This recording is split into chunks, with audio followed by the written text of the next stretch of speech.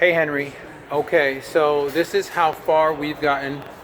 Um, we actually wasn't sure, but now we are, and we're gonna take this pipe, that's hard pipe, onto the vessel, and we're gonna cut it here. We're gonna run some new threads here, and we're gonna flex connect onto our vessel. Once we get done with that, as far as the piping is concerned, we're going to keep everything else the same. So then off the steam supply, going in reverse, we have a ball valve, nipple, union, nipple, solenoid, and this is all facing in this direction towards the kettle. And before the solenoid, we have an 1.5-inch strainer with 1/2-inch taps. So I'll run this into a 1.5-inch trap, steam trap. Any recommendations as to the brand? Or we can just stay with Armstrong. Then after my strainer, I have a nipple union ball valve to isolate all this stuff. And I did the same for the other one too. Because this kettle has 2 taps, so it's obviously got 2 jackets. Again, I'm not 100% sure, but nonetheless, I will try and get a hold of the manufacturer. So this will also redo. We'll end up taking this off, and we'll take it back to here, put a nipple out of here, and do the flex connector from here back to here. So that'll take care of that.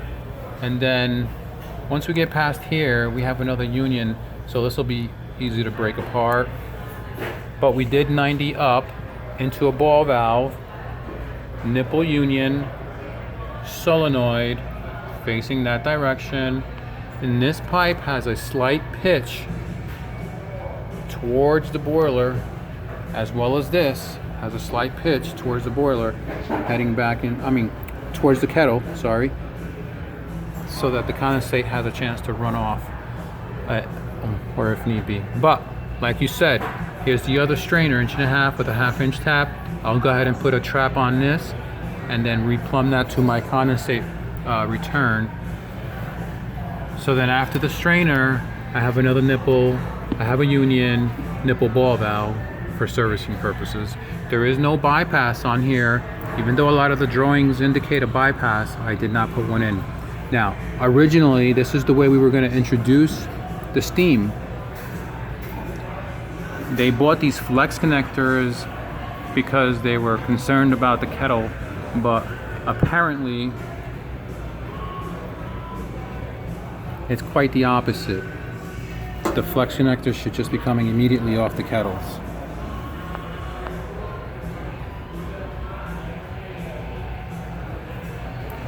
Okay, and then moving forward, this is the way they terminated the kettle, the supply line and the return line.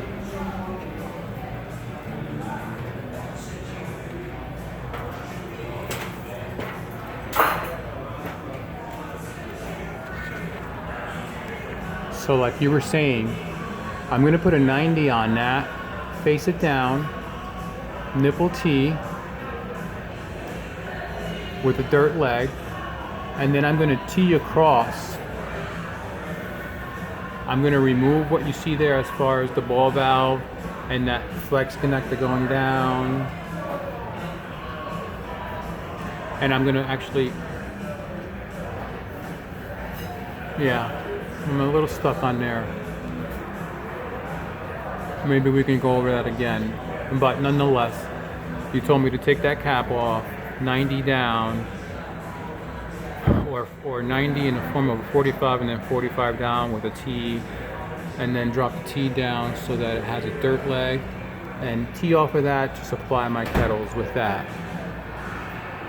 So the more and more I'm looking at this distance-wise, you know, there's this 1.5 inches goes up and down a couple times. So there's going to be pockets of water, and I'd like to give it a bit more of a dramatic pitch than what is there now, so that we don't run into any issues. Okay, it's about a 5-minute video so far. My apologies, but we're making some headway here as far as the components required. If there's any additional stuff that is required, you can give me a holler back.